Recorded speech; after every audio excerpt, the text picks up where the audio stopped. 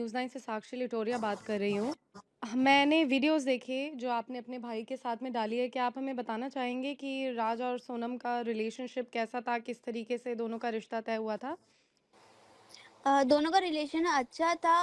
App आता है रघुवंशी समाज का, उससे सोनम की वहाँ पे फ़ोटो आई थी, वहाँ से हमने रिश्ता तय किया था, पसंद किया था उसको, सोनम को। तो क्या शादी के पहले उनकी कोई बातचीत हुई थी आपस में जब रिश्ता तय हुआ था तब? नहीं, ज़्यादा बातचीत नहीं हुई थी। अच्छा। पै जिस तरीके से जैसे कभी किसी का शादी का रिश्ता अगर तय होता है तो जनरली आमतौर पर लोग दोनों तरफ का बैकग्राउंडर चेक करते हैं। तो क्या सोनम के बारे में आप लोगों ने बैकग्राउंडर चेक नहीं किया था उसका? किया था हमने, पर इतना ज़्यादा ध्यान वो नहीं किया था। तो उनके बारे में जो उनका इन्वॉल्वमेंट किसी और के साथ में बताया जा रहा है, क्या उस बारे में कोई जानकारी पहले निकल के आई थी सामने? नहीं, ऐसा कुछ भी नहीं पता था हमको। क्या आपके भाई ने कभी सोनम के बिहेवियर के बारे में शादी के बाद कुछ बताया था आपको?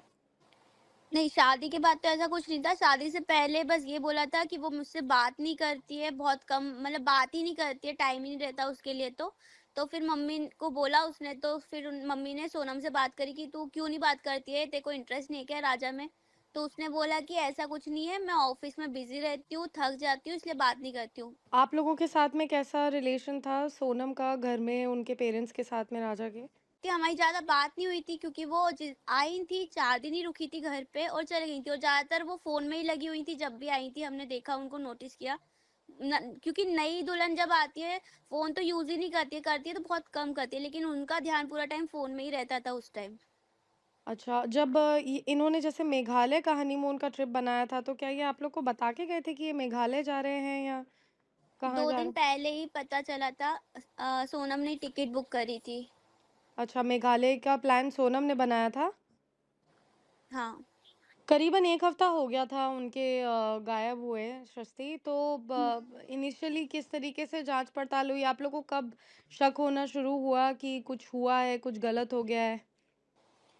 23 तारीख से लास्ट बात हुई थी, उसके बाद बात नहीं हुई। हमने सोचा शायद नेटवर्क इश्यू है, इसलिए हमने बात नहीं करी। 2 दिन तक हमने ध्यान नहीं दिया ज़्यादा।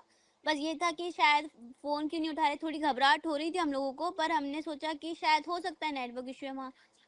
फिर हुँ। फ़ोन भी बंद थे सबके, तो हमने 2 दिन बाद फिर पुलिस में कंप्लेंट करी।